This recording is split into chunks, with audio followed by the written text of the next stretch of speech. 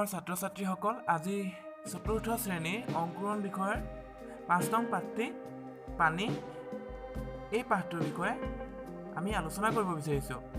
প্ৰথমে মই পানী পাঠটো এবাৰ তোমালোকৰ বাবে পঢ়ি দিব বিচাৰিছোঁ। শুনি যোৱাচোন বাৰু। পানী, মোক তোমালোকে নৈ, বিল, জান জুৰি আৰু হয়তো নলীনাদ নলৰ মুখত দেখা, কিন্তু জানানে বাৰু মই যে থাকোঁ বায়ুৰ লগত, জীৱৰ দেহত, মাটিৰ তলত, তেনেহ'লে মই নাথাকোঁ ক'ত? সকলোৱে কয় মোৰ হেনো আকাৰ নাই কটা, মই দেখোন প্ৰকাণ্ড পাত্ৰ আৰু ক্ষুদ্ৰ পাত্ৰৰো আকাৰ ল'ব পাৰোঁ। মই য'তেই থাকোঁ তাৰেই আকাৰ লওঁ। মই কেতিয়াবা উটুৱাইও লৈ যাওঁ, সুৰংগৰ মাজেদিও যাওঁ আৰু সূক্ষ্ম ছিদ্ৰৰ সুৰুঙাও লওঁ। মোৰ পিছে কেতিয়াও ৰৈ থকাৰ ইচ্ছা নাই, অবিৰাম বৈ থাকিবলৈহে মন যায়। মোৰ অকণো দুখ ভাগৰ জিৰণি নাই। ভাৱ হৈ আকাশলৈ উৰোঁ, বৰষুণ হৈ পুনৰ ধৰালৈ ঘূৰোঁ। মই মোৰ ৰূপ সলাবও পাৰোঁ, জাৰত যেতিয়া ঠেঁটুৱাই ধৰে তেতিয়া মই গোট মাৰোঁ। তাপ পালে আকৌ ভাৱ হৈ উৰোঁ। মোৰ ভাপতে যন্ত্ৰ চলে আৰু মোৰ বলতেই বিজুলী চাকিও জ্বলে। তোমালোকে মোৰ জহতে মাছে ভাতে খোৱা, শাক পাচলি ফল মূল পোৱা, তাৰ পাছতো মোৰ সোৱাদ নাই বুলি কোৱা। মই যে কেৱল ৰূপে সলাব পাৰোঁ তেনে নহয়, স্থান কাল পাত্ৰ ভেদে মাত বোলো সলনি কৰোঁ। পাহাৰৰ পৰা নামি আহোঁতে শিলৰ লগত কুলু কুলুকৈ কথা পাতোঁ, উতলিলে বক বকাওঁ আৰু সৰি পৰোঁতে টপটপাওঁ। ভাবিছানে কেতিয়াবা মই কেনেকৈ আকাশত উৰোঁ আৰু কেনেকৈ তললৈ সৰোঁ? কেতিয়াবা যদি মই নোহোৱা হওঁ নাইবা পৃথিৱীখনক বুঢ়াই থওঁ তেতিয়া কি হ'ব বাৰু? এবাৰ তোমালোকৰ কাৰণে মই পানী পাঠটো পঢ়ি দিলোঁ। ইয়াত পানীৰ বিষয়ে আমি নানান কথা গম পালোঁ, নহয়নে? আমি পানীৰ বিষয়ে বহু কথা জানো। আমি দৈনন্দিন জীৱনত আমি পানী নহ'লে আমাৰ জীৱন নচলিব। আমি খোৱা বোৱা, ৰন্ধা বঢ়া, কাপোৰ ধোৱা, গা ধোৱা সকলো ক্ষেত্ৰতে আমি পানী ব্যৱহাৰ কৰি আহিছোঁ। আৰু পানী নহ'লে মানে আমাৰ ইমানেই অসুবিধা হ'ব, আমি হয়তো জীৱন যাপনেই কৰিব নোৱাৰিম, নহয়নে? যি কি নহওক, পানীয়ে নিজৰ বিষয়ে কিছুমান কথা কৈছে। পানীয়ে নিজেই ইয়াত বৰ্ণনা কৰিছে যে পানী ক'ত ক'ত থাকে, কি কৰে, ক'ত ক'ত থকা আমি দেখিছোঁ, ক'ত ক'ত নাই দেখা, হয়নে? তোমালোকে জানি আচৰিত হ'বা যে পৃথিৱীৰ প্ৰায় 70% ঠাইয়ে পানীয়ে আগুৰি আছে, জানানে? আৰু তাৰ ভিতৰত কিন্তু খোৱা পানীৰ বহুত অভাৱ। খোৱা পানী মানে পৃথিৱীত থকা পানীৰ একেবাৰে কম সংখ্যকহে আমি খাবৰ বাবে ব্যৱহাৰ কৰিব পাৰোঁ। বেছিখিনিয়ে তোমাৰ খোৱাৰ উপযোগী নহয় বা খোৱাৰ বাবে ভাল নহয়, স্বাস্থ্যসন্মত নহয়। গম পাইছানে?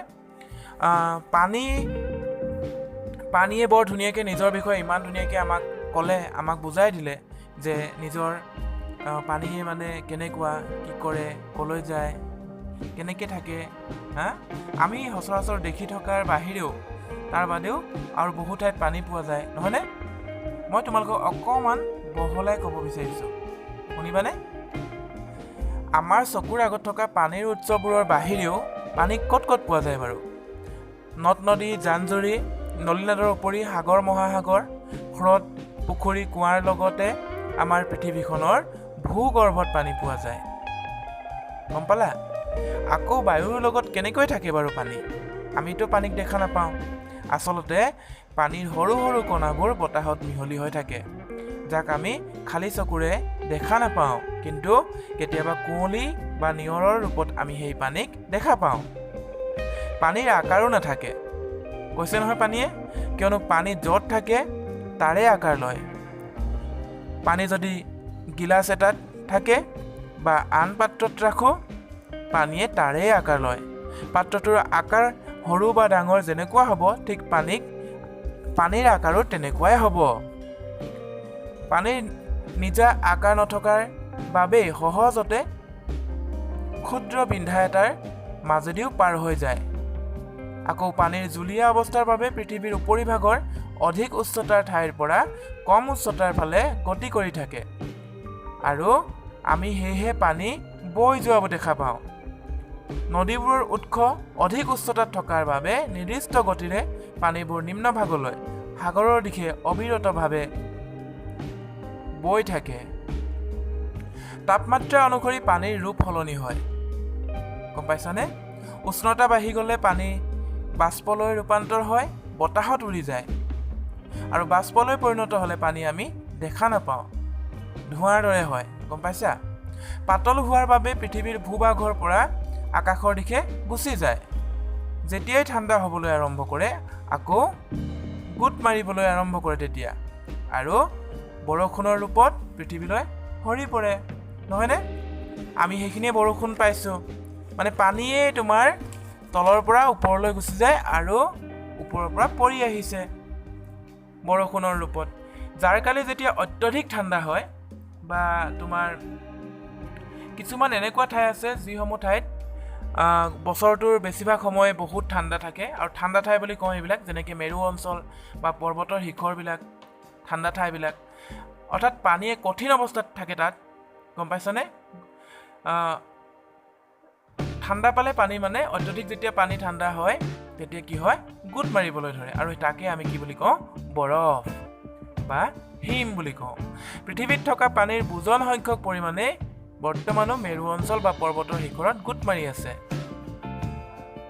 আৰু পানীৰ ভাপত যন্ত্ৰ চলাব পাৰি জানানে আকৌ পানীৰ সহায়ত বিদ্যুৎ শক্তি উৎপন্ন কৰিব পাৰি যাৰ ফলত আমি বিজুলী চাকি জ্বলাব পাৰোঁ ফেন আদিও চলাব পাৰোঁ আমি আমাৰ খাদ্য সামগ্ৰী যিদৰে পানীৰ সহায়ত প্ৰস্তুত কৰিব পাৰোঁ শাক পাচলি ফল মূল আদিও পানীৰ থকাৰ বাবেহে পাইছোঁ পানীৰ নিজস্ব সোৱাদ নহ'লেও আন বস্তুৰ সোৱাদৰ সৈতে পানী একাকাৰ হৈ যায় সেইকাৰণে পানীত যদি আমি অকণমান চেনি দি দিওঁ পানীখিনি খাবলৈ মিঠা হৈ যায় আৰু যদি অকণমান নিমখ দিওঁ কেনেকুৱা হ'ব লুণীয়া হৈ পৰে গম পাইছানে নিজস্ব সোৱাদ নাথাকিলেও পানীৰ আমি আন পদাৰ্থৰ সোৱাদৰ সৈতে পানী সোৱাদটো মিলি যায় আৰু পানী নহ'লে আমাৰ কি হ'ব বাৰু উদ্ভিদ তথা আমাৰ এই প্ৰাণী জীৱকুল পানীৰ অবিহনে জীয়াই থাকিব নোৱাৰিব সেয়েহে পানীক প্ৰাণ বুলিও কোৱা হয় মনত ৰাখিবা কথাটো পানীৰ ৰূপৰ পৰিৱৰ্তন হোৱাৰ দৰে পানীয়ে নানা ধৰণৰ শব্দৰ সৃষ্টি কৰিব পাৰে পাহাৰৰ পৰা কুলু কুলুকৈ বৈ আহে হয়নে আৰু যদি পানী আমি উতলাই দিওঁ তেতিয়াহ'লে বকবকায় আৰু বৰষুণত বা নিয়ৰ যেতিয়া সৰে তেতিয়াহ'লে টপ টপকৈ সৰে এই যে শব্দবোৰ ইমান ধুনীয়া ধুনীয়া শব্দবোৰ সৃষ্টি কৰে পানীয়ে কুলু কুলু বক বক বা টপ টপ এইবোৰ শুনিয়ে ভাল লাগি যায় নহয়নে অৰ্থাৎ পানীয়ে ঠাই বা স্থান সময় আৰু পাত্ৰভেদে নিজৰ শব্দৰ সৃষ্টিও বেলেগ বেলেগ কৰে গম পালা আচৰিত কথা পানীৰ জলীয়া অৱস্থাৰ পৰা গেছীয় বা বাষ্পলৈ যেতিয়া ৰূপান্তৰ হয় তেতিয়া আকাশলৈ উৰি যোৱা আকৌ ঠাণ্ডা হয় গোট মাৰিলে যেতিয়া গধুৰ হোৱাৰ বাবে পুনৰ বৰষুণ হৈ পৃথিৱীলৈ নামি আহে কি যে এক আচৰিত প্ৰক্ৰিয়া নহয়নে পানী যদি শুকাই যায় আৰু প্ৰাণী উদ্ভিদবোৰো হেৰাই যাব লাগিব পৃথিৱীৰ পৰা গম পাইছানে মৰুভূমি হৈ যাব সকলোবোৰ আনহাতে পৃথিৱীৰ বৰফ বা হিমবোৰ যদি গলি যায় আমাৰ পৃথিৱীখন বুৰি যাব পাৰে বানপানীৰ সৃষ্টি হ'ব পাৰে এক ভয়ানক পৰিস্থিতিৰ সৃষ্টি হ'ব পাৰে জানানে পানীৰ নিজা আকাৰ হোৱাত নাই বুলি আজি আমি গম পাইছোঁ নহয়নে তাৰোপৰি পানীৰ তিনিটা অৱস্থাৰ বিষয়ে আমি গম পালোঁ কি গোটা অৱস্থা এটা থাকে পানীৰ যিটো আমি কঠিন অৱস্থা বুলিও ক'ব পাৰোঁ জুলীয়া যিটো আমি সচৰাচৰ সদায় দেখি পাওঁ যিটো তৰল বুলিও ক'ব পাৰা আৰু এটা হ'ল বাষ্প আমাৰ চকুত যি ধৰা নিদিয়ে বাষ্প বা গেছীয় অৱস্থা এই তিনিটা পানীৰ অৱস্থা আমি পানীৰ অপব্যৱহাৰ কৰিব নালাগে ধৰি লোৱা তুমি টেপটো এনেই চলাই ৰাখিলা পাহৰি গ'লা বন্ধ কৰিবলৈ তেনেকৈ আমাৰ পানীবোৰ কি নষ্ট হ'ব পাৰে গম পাইছানে আমি সেইকাৰণে পানী নষ্ট কৰিব নালাগে আৰু পৃথিৱীৰ বহুত ঠাইত আছে এনেকুৱা যিসমূহ ঠাইত তোমাৰ পানীৰ ভীষণ সংকটত মানুহবোৰ বৰ্তমানো পৰিবলগীয়া হৈছে সেইকাৰণে আমি পানী নষ্ট কৰিব নালাগে আৰু পৰিষ্কাৰ পানীহে আমি খালি খোৱাত ব্যৱহাৰ কৰিব লাগে আমি পানী নষ্ট কৰিবই নালাগে পৃথিৱীৰ পানীৰ পৰিমাণ বেছি হ'লেও সকলো উৎসৰ পানী খাব বা ব্যৱহাৰৰ বাবে উপযোগী নহয় এই ক্ষেত্ৰত বৰ্তমান সময়ত আমাৰ চৰকাৰসমূহেও বৰষুণৰ পানী সংৰক্ষণৰ ওপৰত গুৰুত্ব দিছে স্কুল বিদ্যালয়বিলাকত পানী সংৰক্ষণৰ ওপৰত বিভিন্ন ধৰণৰ ব্যৱস্থা কৰিব বিচাৰিছে চৰকাৰেও। গম পাইছা? মানুহৰ জনসংখ্যা বৃদ্ধিৰ কাৰণে বৰ্তমান সময়ত খোৱা পানীৰ ভীষণ সংকট নামি আহিছে। আকৌ কল কাৰখানা, গাড়ী মটৰ তথা আধুনিক জীৱন যাপনৰ বাবে পৃথিৱীৰ জলবায়ুৰ পৰিৱৰ্তন হৈছে, যাৰ বাবে বৰফবোৰ গলিবলৈ আৰম্ভ কৰিছে। সেই যে মেৰু অঞ্চলত বৰফবোৰ আছে বুলি কৈছিলোঁ তোমালোকক, সেয়েহে আমি গছ-গছনি নাকাটি ৰোপণ কৰিব লাগে। কল কাৰখানাৰ পৰা নিৰ্গত হোৱা দূষিত পদাৰ্থবিলাক পানীত বা নদীত পেলাই দিব নালাগে। প্ৰদূষণ কমিলেহে আমাৰ ধৰাখন ধুনীয়া হৈ থাকিব চিৰদিনৰ বাবে। গম পাইছানে? আৰু এই পানীৰ ওপৰত বহু লোক নিৰ্ভৰ কৰি জীৱন ধাৰণ কৰি আছে, যিদৰে মাছমৰীয়াসকল, নাৱৰীয়াসকল, আইচক্ৰীম বেপাৰীবিলাক, এইসকলে পানীৰ ওপৰতেই নিৰ্ভৰ কৰিবলগীয়া হৈছে। গম পাইছানে? ইয়াৰ বাহিৰেও বহু লোক পানীৰ ওপৰত নিৰ্ভৰ কৰিবলগীয়া হয়, যিসকলে পানীৰ ওপৰত নিৰ্ভৰ কৰি নিজৰ পৰিয়াল পোহপাল দিব লাগে। যেনেকৈ আমাৰ কৃষকসকলে বছৰেকৰ খেতিৰ কাৰণে, নিজৰ ফচল উৎপাদনৰ কাৰণে বৰষুণৰ ওপৰত নিৰ্ভৰ কৰিবলগীয়া হয়। নহ'লে পানী নদ নদীৰ পৰা পানী যোগান বা ভূগৰ্ভৰ পৰা পানী আহৰণ কৰি হ'লেও খেতি পথাৰত দিব লাগিব, নহ'লে ফচল উৎপাদন নহ'ব, শস্য উৎপাদন নহ'ব। গম পাইছানে? আৰু নিমখ উৎপাদনকাৰীসকলো ইয়াৰে অন্যতম, তেওঁলোকো পানীৰ ওপৰত নিৰ্ভৰ কৰিবলগীয়া হয়। নিমখ সাগৰৰ পানীৰ পৰা উৎপাদন কৰা হয়, জানানে? আকৌ এটা কথা তোমালোকে শুনি আচৰিত হ'বা যে নদ নদী, সাগৰ, মহাসাগৰ এইবোৰৰ ওপৰত জাহাজৰ সহায়ত মানুহ দূৰ দূৰণিলৈ অহা যোৱা কৰিব পাৰে। পুৰণি কালততো সাগৰীয় পথ বা নদ নদীৰ পথকেই মুখ্য পথ হিচাপে লৈছিল। ইখন ঠাইৰ পৰা সিখন ঠাইলৈ, সেই বেলেগ এখন ঠাইলৈ, মানে এখন ঠাইৰ পৰা বেলেগ এখন ঠাইলৈ মানুহবোৰ অহা যোৱা কৰিবৰ বাবে। গম পাইছা? সেইকাৰণে পানী আমাৰ মানুহৰ মানে বহুত কামত আহে, আমি বৰ্ণনা কৰি শেষ কৰিব নোৱাৰোঁ। পানী নহ'লে আমাৰ জীৱনটোৱে অচল হৈ পৰিব। সেইকাৰণে চোৱা, আমাৰ শব্দবিলাক, আমি যিবোৰ শব্দ সচৰাচৰ প্ৰয়োগ আমি কৈ থাকোঁ, তেনেকুৱা বহুত শব্দ পানী শব্দটোৰ পৰা সৃষ্টি হৈছে। তোমালোকে এই পাঠটোত পাবা, যেনেকৈ পানীৰ লগত আন এটা শব্দ যোগ কৰি নতুন নতুন শব্দবোৰ সৃষ্টি কৰিছে। এই শব্দবিলাক আমি ব্যৱহাৰ কৰিয়েই থাকোঁ। সেইকাৰণে পানীটো যিহেতু এটা সাধাৰণ এনেকুৱা শব্দ যিটো আমাৰ ৰাতিপুৱা শুই উঠাৰ পৰা একেবাৰে গধূলি হোৱালৈকে গোটেই সম্পূৰ্ণ দিনটো পানী আমাক প্ৰয়োজন হৈ থাকে। গম পাইছানে? সেইকাৰণে এই পানী শব্দটো আমাৰ একেবাৰে চিনাকি শব্দ, আৰু পানীৰ লগত বিভিন্ন ধৰণৰ শব্দ যোগ হৈ নতুন নতুন শব্দৰ সৃষ্টি হৈছে। আমাৰ ভাষা টনকিয়াল হৈছে।